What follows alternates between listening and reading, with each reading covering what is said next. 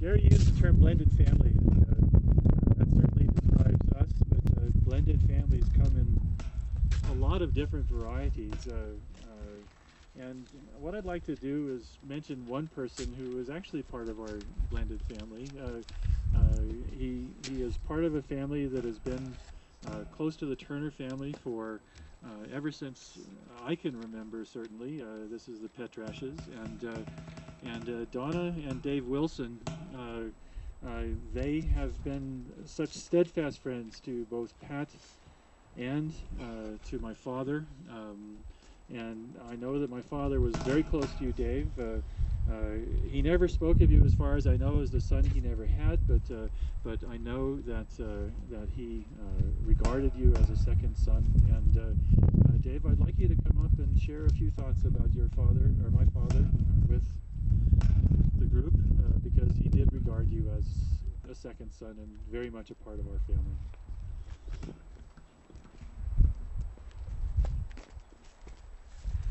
Thank you. Well, I'm not too much of a speaker. I get a little confused a lot of times, but oh, here comes my granddaughter. Neil and I go back a long ways, like Scott was saying, and I married his best friend's daughter, and we used to go deer hunting together, and there's a few oddball things that we always got in arguments about, but one of the stories that my wife insisted I convey is that the whole gang of us went up archery hunting up Jarbidge, Nevada. This was 30 years ago, 35 years ago, and Neil was one. He was always the cook in the camp. He always did the cook work. If you got close to his camp, he was really mad at you. So he got some help in the kitchen that he didn't like, and he got mad at everybody, and so everybody was going to leave him there because he didn't want to let him ride home with him. So we got down to the last wire, and you know, everybody left his bags set on the ground and everything else, and started to drive away. And it was only me left, and he was moaning and groaning to me to give him a ride home. So I relentlessly gave in because the other guys weren't going to. It didn't look like. So we got him about halfway home. We stopped in Elko, Nevada, or Winnemucca or somewhere, and was gambling. And Neil had this thing. He started on the crap table. He knew he was going to win. He always knew he was going to win, and he usually didn't. But he always knew he was going to win. He always wanted another $1. And he used up all his money, and I had gas money for the truck to get home.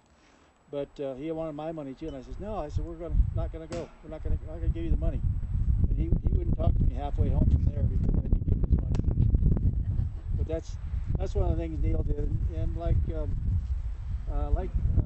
Gary was saying, Neil was more or less of a second father to me also, because I moved to California when I was 19, and the old story, $100 in my pocket and a new car, and came to California. And you know, that's 50 years ago now. But you know, he was one of the people that acted like, kind of like my second father. So I appreciate all the things he did to me. But you know, we didn't see eye to eye all the time, and we always had a mutual respect for one another, what we could do with and for each other. So, and I'm grateful to have known him, and I'm sure I'll be helping Pat out whenever she needs a hand, because we live 7.5 miles away. So, thank you.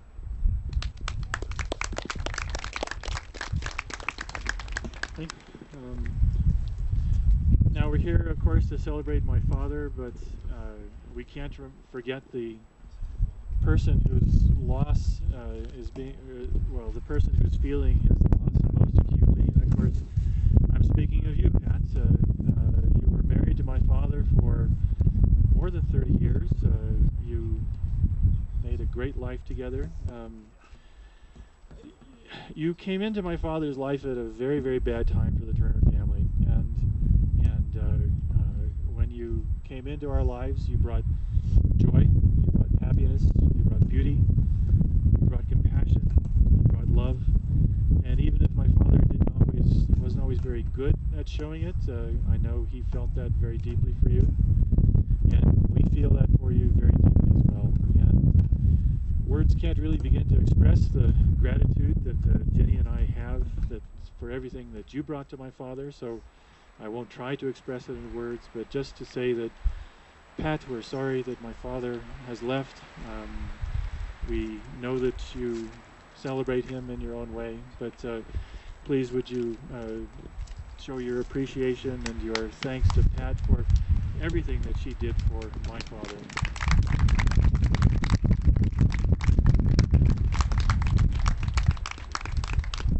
Thank you, Pat.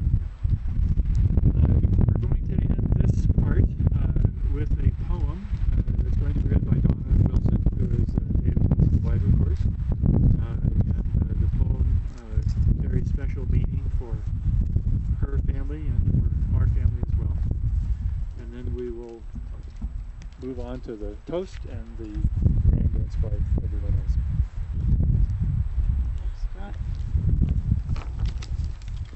Well, as Scott was saying, Neil was like my second dad. I call him my second dad, and I'll miss him greatly. I was raised with Jenny, so Jenny's my sister, and I'm Leslie and Chris's godmother, etc., and have always been a part of the family.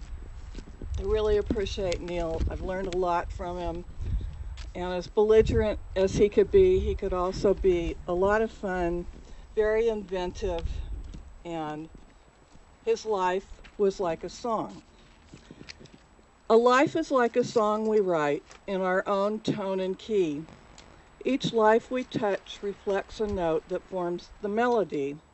We choose the theme and chorus of the song to bear our name, and each will have a special sound. No two can be the same. So when someone we love departs, in memory we find their song plays on within the hearts of those they leave behind. May the quiet places of your heart be filled with his song and memory. And with the song that you're about to sing with all of us, because my father, who was one of Neil's closest buddies, my father and Neil, after a couple drinks, would get on this song and they would sing it as loud as they could for anybody who was around. So, as we pass out the toast and you grab a glass, who's going to, the guys are going to come up and we're going to sing this song. Thank you, Donna. I'm going to turn this part of the program over to one of my father's fishing buddies, Art Smith. I got to know Art better on Thursday when we scattered my father's ashes. It was a very moving moment, and I know, Art, you were one of his good buddies, and you're going to have the honor of leading the toast. Okay, if you look on the inside cover of your program, there are the words. And Donna said that they used to take this, so here it goes. Here's to Neil, here's to Neil, someone's in the outhouse singing hooray for Neil. Einstein, Weinstein, drink up another glass, hooray for Neil, he's a horse's ass. And here he is, to Neil Turner. One more time? One more time. Now you can all sing it. All right, one more time. Hooray for Neil, hooray for Neil, someone's in the outhouse singing hooray for Neil. Einstein, Weinstein, drink up another glass, hooray for Neil, he's a horse's ass. Here's to you, old buddy. Here's to you.